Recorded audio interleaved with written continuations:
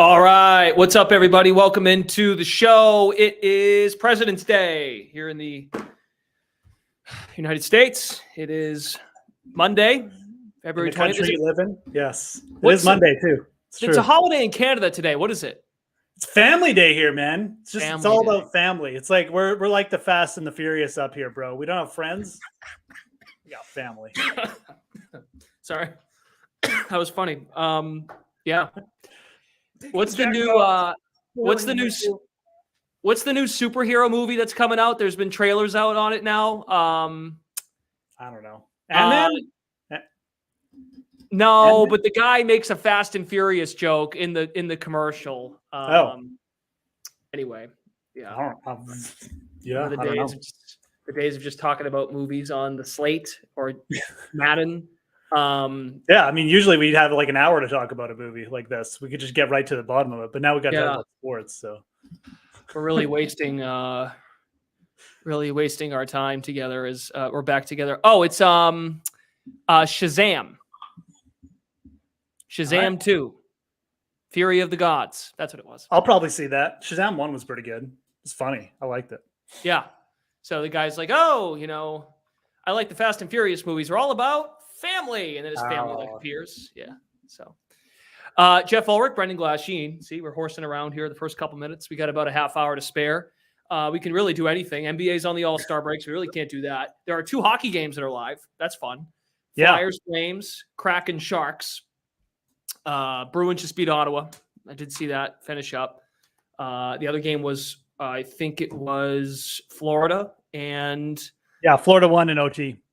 Wow. Okay, so Florida came back. Florida was trailing in that game.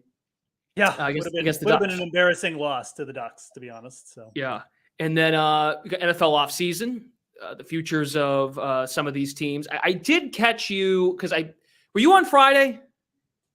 Yep, you were. Yes, with the Marca. I know. I was supposed to be there. I was late. Whole fiasco. I did tune in though because I felt I was just interested in what you guys were talking about, and I heard you guys doing quarterback movement, Aaron Rodgers discussion, and I think you're spot on in the sense that if you have a good feeling Rodgers is leaving and you want to take a stab at a Bears or a Lions future, I realize the conference the division futures aren't available yet, but and I know the Lions might be a sexy pick because of how well they played last year on offense. Their defense has a lot of work to do. I think the Bears have a lot of salary cap room. I think the Bears actually might be a decent idea, assuming they end up making some plays here in the offseason to help out Justin Fields. Yeah, that was Lamarca's idea mainly on the Bears, but it is interesting. And again, you're talking about the Bears in terms of like futures odds. I mean, you're not – do I think the Bears are going to win the Super Bowl? No, but they're 80-1. And if Aaron Rodgers isn't in that division, you've got the Vikings, going to have a division leader schedule. And we know the Vikings are frauds. So are they going to have salary cap room to fix all their defensive deficits over the offseason? Probably not. Mm-hmm. You've got, the Packers who will be starting Jordan Love. I actually still think the Packers can be really good with Jordan Love. They may even be better, to be honest. I think Jordan Love is potentially very good, but just from the glimpses I've seen, that's also just me with the eye test speaking there. The Packers were bad for long stretches last season, so there's nothing guaranteed there. And then you've got the Lions, who I actually think may win that division next year. But the bottom line is like it's wide open. I mean, the Bears have a ton of draft picks, draft picks. They got a ton of salary cap space. Man, they sign a couple wide receivers. They get some defensive help. Like there is a line. There's a spot where, they pull the Jaguars from this year and maybe win that division. So, just getting value at like 80-1, you could hedge out of it. It's I think that Matt was right in saying the line is 80-1 now. It's probably not going to be 80-1 when the season starts. It could be closer to 50-1. So just about closing line value. I actually really like the Lions though, as a futures bet. I like them more than the Bears, even though they're way shorter in odds, obviously. But I think 30-1 is fair. That team has a lot of salary cap space. And they already have a top 5 offense. Jameson Williams. I like Jared Goff too. I thought Jared Goff had one of the more underrated seasons for a quarterback. And he's not Mahomes, he's not Burrow, he's not Josh Allen, but for the NFC, I think it's pretty safe to say top 5 quarterback in the NFC right now. That's very fair to say. Yeah, I mean, you might get some pushback on that, but it's not like an outlandish take. And look, Jared Goff has been to Super Bowls, so I mean, that's the other thing that people forget. Yeah, that's like the one kink in the armor with the Lions. Like, it is Jared Goff. It's not, you're not talking about a high-end quarterback, but there's so many examples of teams winning Super Bowls with non-high-end quarterbacks. Joe Flacco as a great example. You put a solid team around a guy like Jared Goff, and they have a very good offensive line too.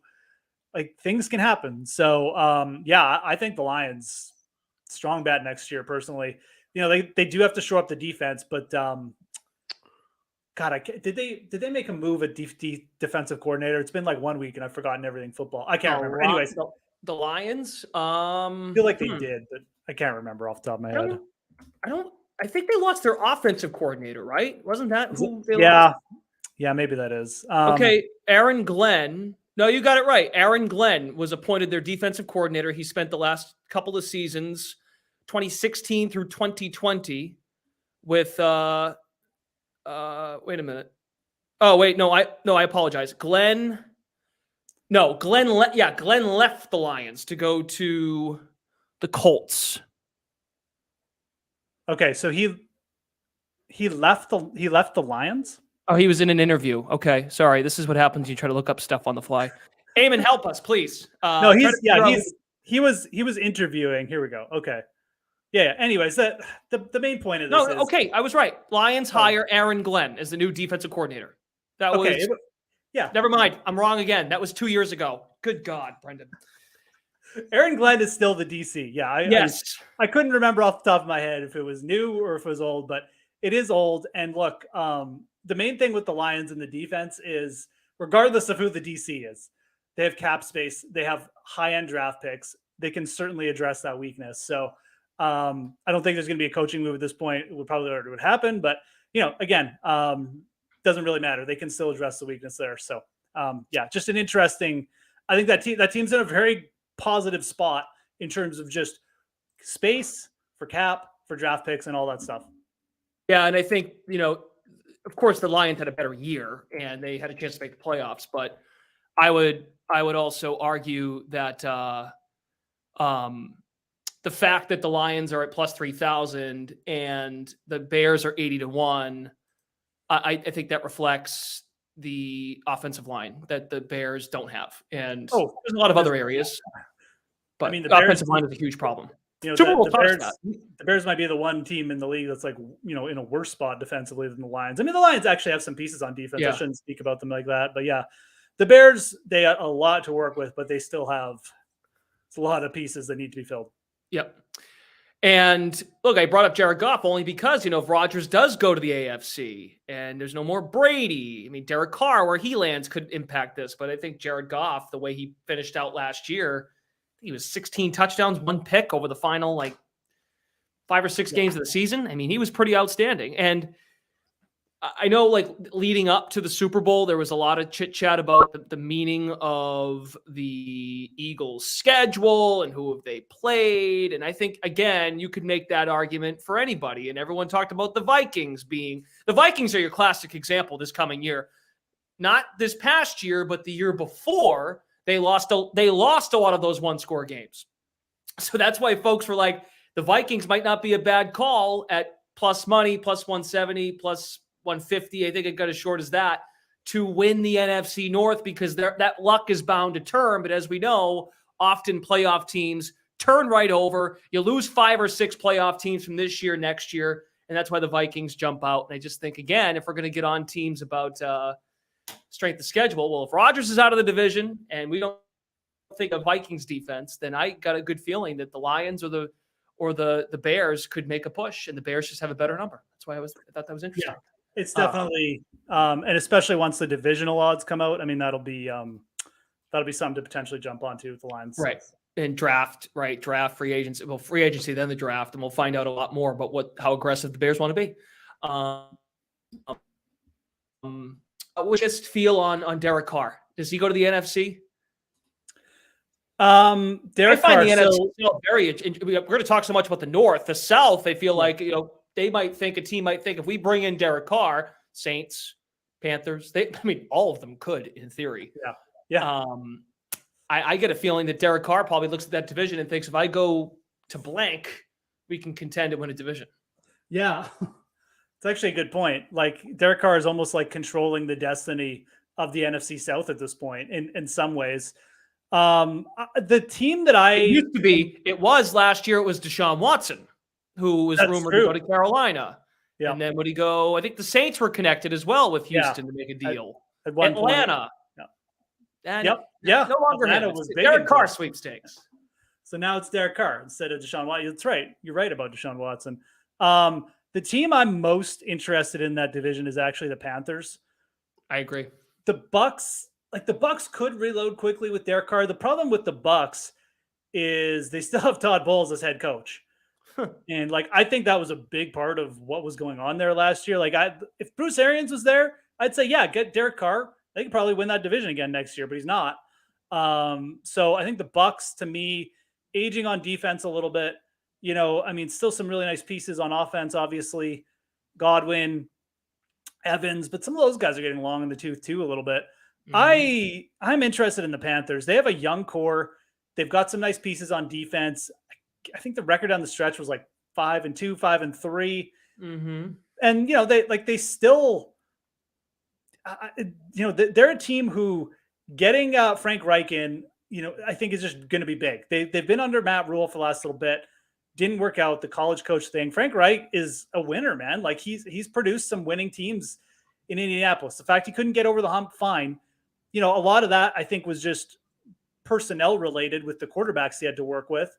And it wasn't necessarily a byproduct of just Frank Reich as a coach. I think Reich did pretty well, to be honest, in a lot of those years. So you get the right quarterback there with him. I think they already have a good, solid core. They've got pieces on defense like DJ Moore to work with. The running back situation probably take care of itself. Maybe they bring back Donta Foreman, who really wasn't terrible in spots. But if they get a quarterback in there who either a young guy who's really cheap and they can add some more pieces, or maybe the right veteran, I don't know what veteran they're going to bring in. It's really, to me, the Panthers are the prototypical team who should be selling out for a quarterback in the draft. They do not need to go down the Sam Darnold path again or anyone like that, unless it's a last resort, unless they just completely strike out of the draft. But they need to be doing anything and everything they can to be investing in the quarterback position. I don't think the Panthers they should not be going after Derek Carr. They should be trying to get a young quarterback in there. This is a team that I think has a good young nucleus already, and they get the right quarterback in with Frank Reich. I think they could have success there right off the bat. So Panthers are interesting, kind of like the Bears, plus 55. They could just win that division and get a home playoff day too. That division is wide open, man. Legitimately. And I think the Panthers have a more complete team right now than, say, the Falcons. So, yeah, I think their defense is pretty legit too. Not against the good players Tom Brady. Absolutely. Last year. They had some games last year where I thought, wow, they've got some playmakers. But again, I can't help it. I'm trying to be supportive of the Philadelphia Eagles here. I'm trying to be fair. For everyone going to get on the Eagles for their schedule, well, you can get on everyone else too in the conference. But looks like Carolina is, if you look around, is the favorite to land Derek Carr. And next would be the Saints. That's why I bring it up, because Derek Carr could easily go to one of those teams, and the Jets are next. His odds have been all over the place lately, Derek Carr. So is it up on GK right now? No, it's not. No. But I think it may have flipped. The latest New York Post had a report: Jets facing Derek Carr, Aaron Rodgers dilemma. Yeah. Jeff Darlington said on Monday, ESPN said that we have said on Get Up that we have had some hard conversations that are going to be happening this coming week as it pertains to Carr said that the meeting went very well. The team who signs Derek Carr is probably going to be a team you may want to fade. It depends who it is, obviously, but it's, they're going to be spending a lot of money on the quarterback position. It's a new system for a veteran quarterback. It's a good point. A lot of these teams that we're talking about have issues already. Mm-hmm. I would much rather invest in a younger team who's going to be building potentially other places and then investing cheaply in the quarterback position. So, yeah, there's The Jets are really like the crown jewel here. Like they're the team who should be going after Aaron Rodgers. And like if Derek Carr is like the fallback plan, I guess that's okay, but I just don't like I think the Jets can win that division with Aaron Rodgers. I don't think they can win it with Derek Carr. So for the Jets, they'd probably be smart not to go after Derek Carr, but it's probably going to be too tempting for them to turn down if they can't get A-Rod. So here's what Darlington said. I'm told that it was a very positive meeting. The Jets this is Darlington. The Jets really believe Derek Carr is the type of quarterback that can lead them to a potential championship. Yeah. I mean, Darlington's normally on top of stuff too. He's like Chef. No, I mean, I have no doubt that they're considering Derek Carr. I have no doubt at all. I mean, they've built the Jets feel like they've built through the draft. They've got a top 10 defense. They've got the weapons with at the running back, and you get Breece Hall back. Obviously on the outside as well. So I think they look at it now and they're like, well, we need to add the final piece of this puzzle. And it's just like, yes, you do. But, if you sell out and take Derek Carr and it doesn't work out, like you've lost a year of developing potentially another quarterback, of maybe giving Zach Wilson another chance. And it's just, to me, it's not worth it because I just don't trust Jeff. They don't trust themselves to find a young quarterback. That's what I think the problem is they don't trust themselves to develop a young quarterback either. Right. Like they at this point, like what is the difference between they should have just kept Sam Darnold and not drafted Zach Wilson? Like Sam Darnold's still young. He's probably better than Zach Wilson at this point. Like that's the thing, right? So they need to stay the course a little bit. But I do think that Aaron Rodgers would be worth it. I think Aaron Rodgers just gives you another level of upside. I think he'd be more capable of coming in and potentially just, developing the offense and working with, the young players there. I know that kind of goes against what Aaron Rodgers, personality is and what people say about him in the media. But like, I don't know, man, like when it comes down to it, it's Aaron Rodgers versus Derek Carr. Like if you have the choice, you need to go after Aaron Rodgers. That's my opinion. But that last sentence you just said, then he should just stay in Green Bay. Because I thought Watson came along nicely. They started to gather a little rhythm at the end. I don't disagree, but it kind of sounds like that may not be a choice anymore. The Packers kind of sound like they want to move on, and they have Jordan Love. Yep. Right. No, I would probably. I mean, at this point, if you're the Packers, like. How many more seasons do you want of this? I mean, you've got Jordan Love. Like your window with him is closing as well. I would probably just cut the tie the Packers are the team that I think the Packers are the team that has a legitimate decision here. Like all these other teams are kind of just going to fall over themselves trying to spend money. Derek Carr, Aaron Rodgers, may even get like a Daniel Jones sweepstakes going now because the Giants are rightfully maybe putting a line in the sand with him. But like, I think the Packers are the team that say, are we going to try and invite this guy back now? Or is it just time to let go? And I don't think either decision by the Packers is wrong at this point. They screwed themselves a couple of years ago when they kind of alienated Aaron Rodgers and they took Jordan Love. But now that it's kind of flipped where Aaron Rodgers is starting to alienate the organization. So they've kind of put themselves back in a better position just in terms of a management standpoint where I don't think that the fan base is going to be super like antagonistic if they choose Jordan Love at this point. We saw Jordan Love come in. He looked really good at points. You've got a young Christian Watson to work with as well. So the Packers, to me, they're kind of in an ideal spot, but they do have a tough decision to make. I think they're going to choose to cut ties this year from what I've heard and seen.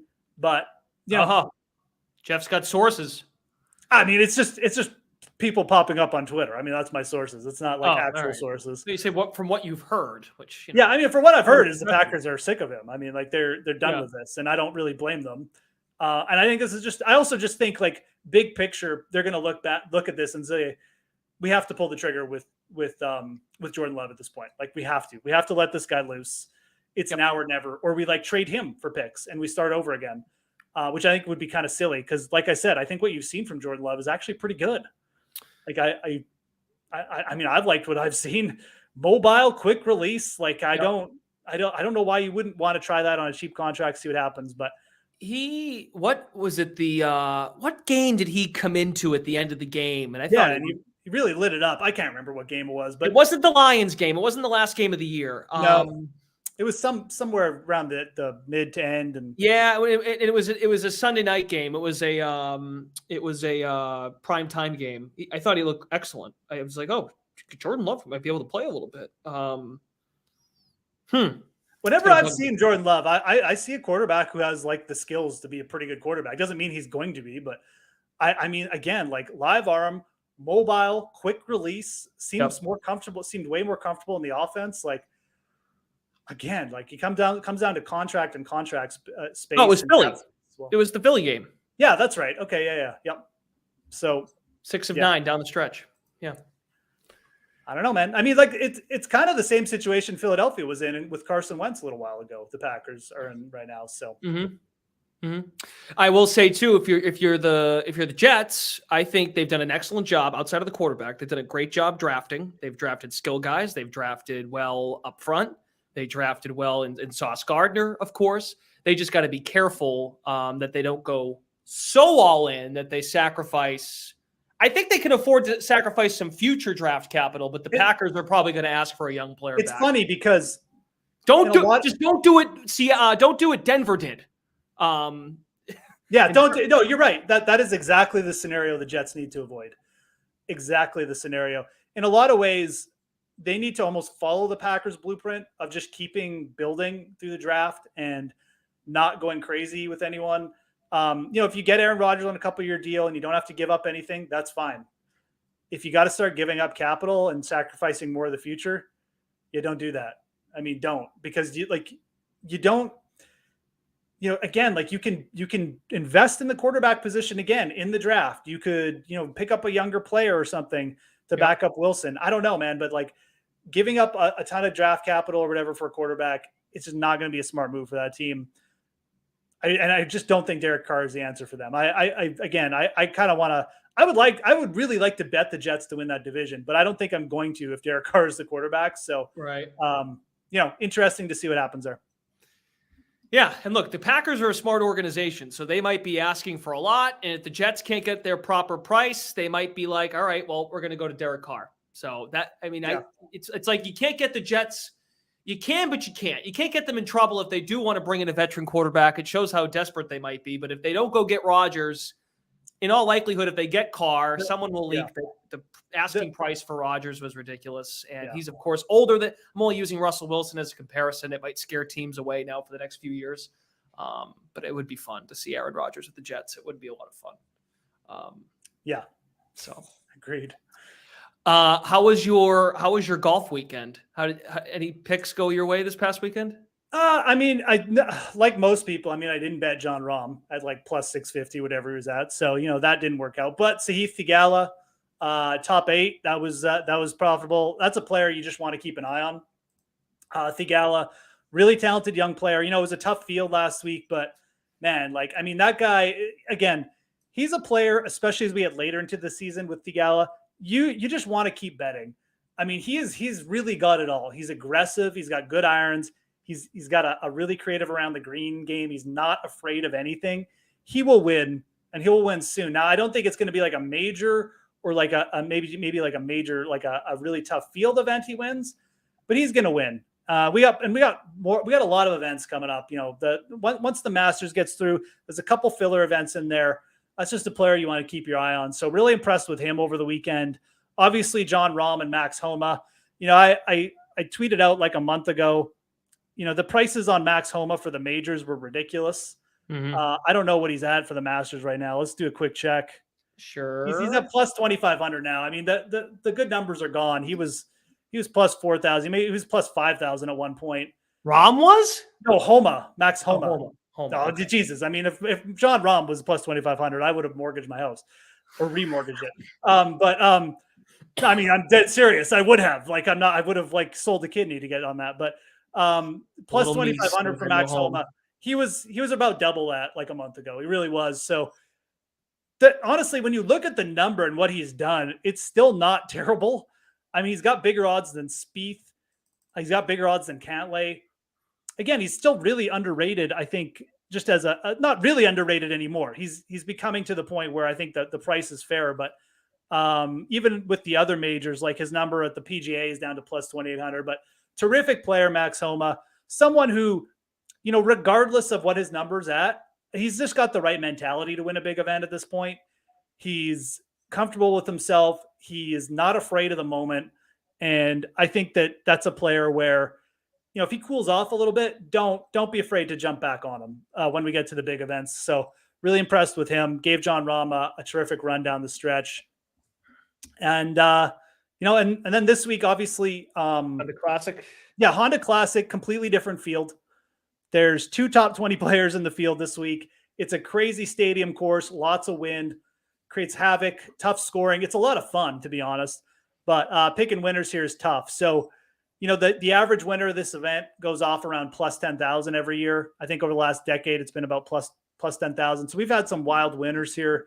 Matt Jones won at like 100 to 1. Sepp Straka was like 100 to 1 last year, maybe 80 to 1. So you can go down the board here, man. But, top of the board, there's some interesting players. I mean, Minwoo Lee is a very good player. It's his first time playing this event. I'd be tempted to get on him, but with no experience playing here, probably not really the number that you want to take a risk on a player like that.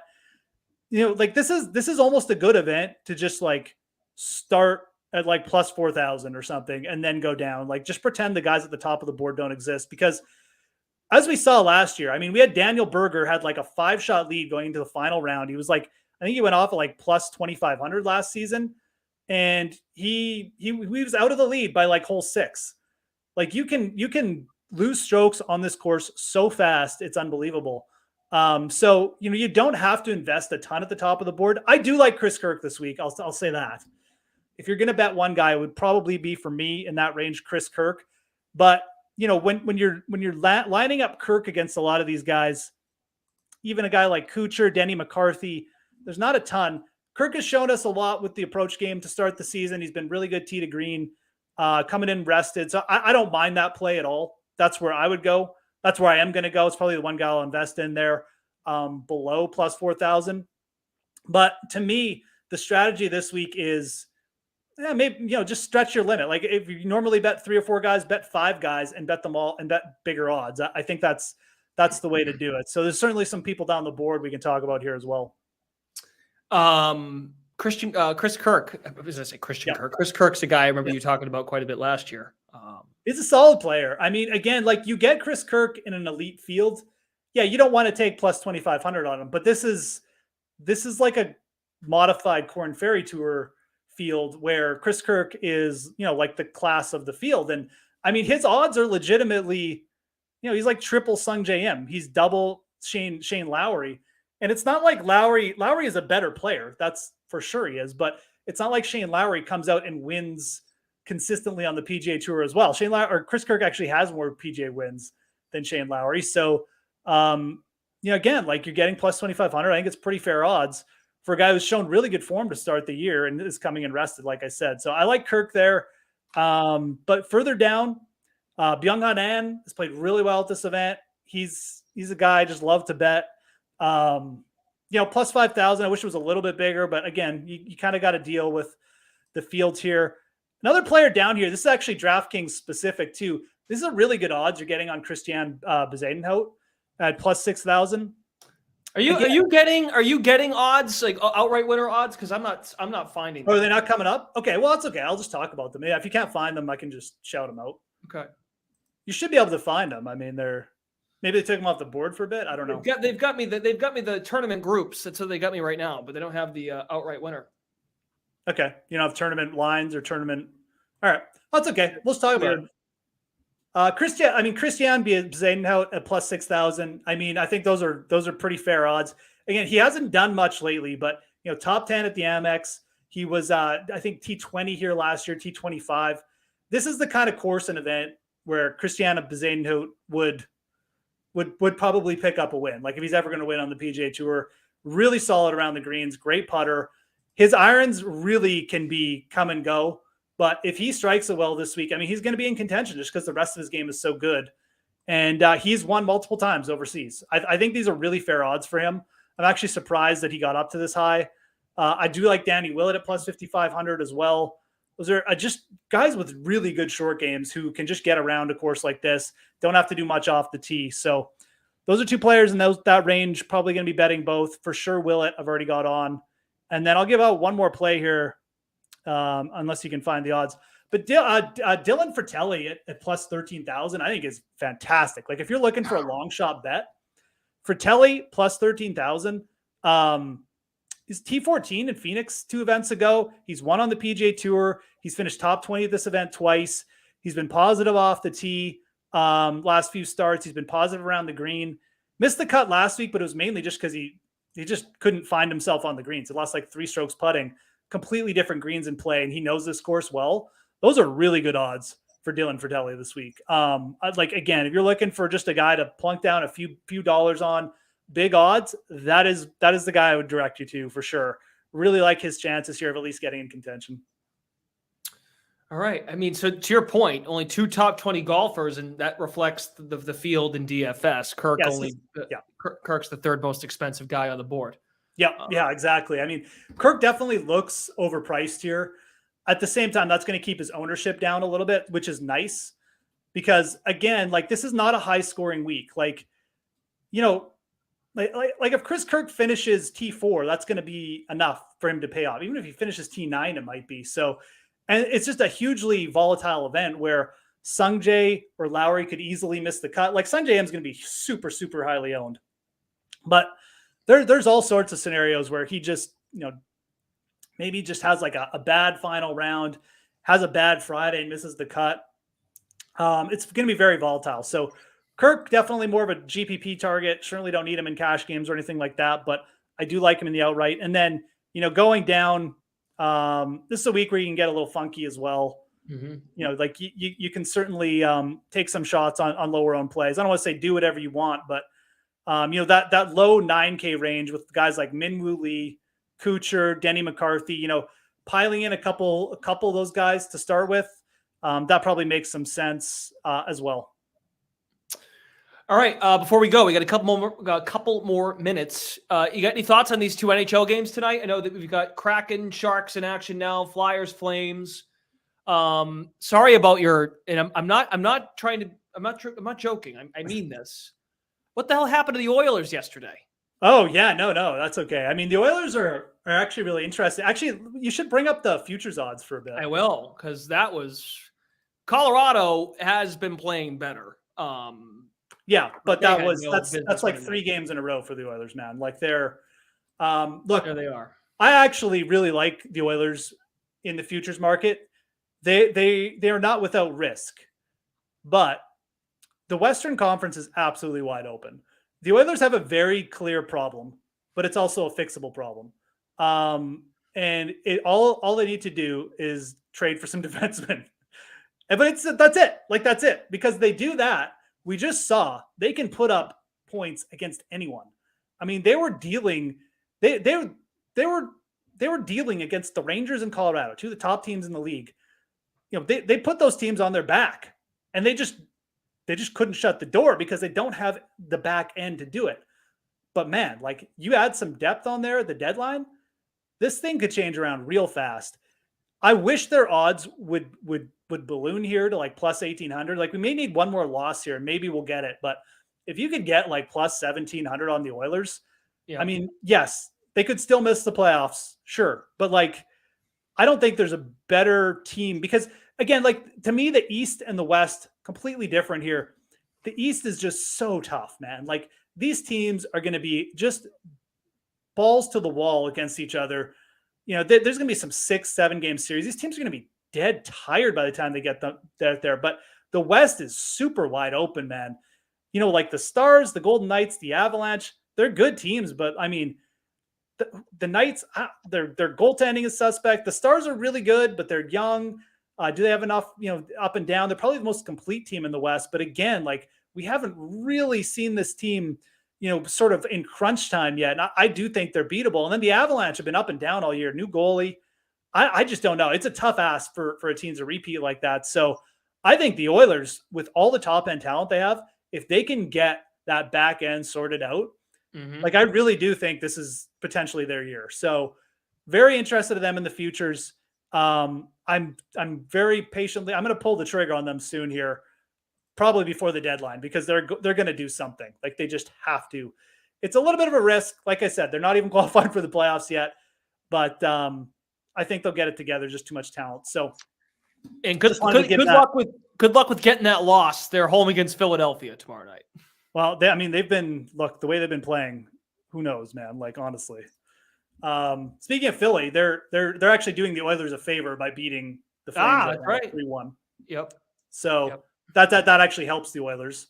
And then the other game going, the Sharks actually were a good upset team that they actually gave out that play. So hopefully that holds. Nice. But then, the other games here, I'll give out one play for sure I really like. Winnipeg Jets, New York Rangers under. The under trend with the Jets is just insane at this point. I don't have the exact numbers here, but on the road against the East. I mean, the under is hitting at like over 75% clip with the Jets. And then you get the Rangers. They're also on their third game in 4 nights. And when they're in that situation, the under is 17-8 this season. So under 6 goals, 2 elite goaltenders. Like that play. Actually, like the over in the Islanders and Pittsburgh as well. The Islanders lost Matthew Barzal, but again, they just haven't looked that good of late. Penguins really need a win. I don't hate the plus 160 on the Penguins puck line either. That's a pretty nice line for Pittsburgh at home. Okay, we got to go. We'll catch you all again tomorrow. You got the Sweat starting at 11 a.m. Eastern time, and then we are live after the 4 o'clock Madden Sim. Good stuff from Jeff today on the NFL. A little deep dive into conference futures. Also a look at the upcoming Honda Classic and tonight's NHL slate. Thanks to Matt and Eamon behind the scenes. For Jeff Ulrich, Brendan Glasheen. We'll talk to you all again very soon. Thanks for watching. Later, guys.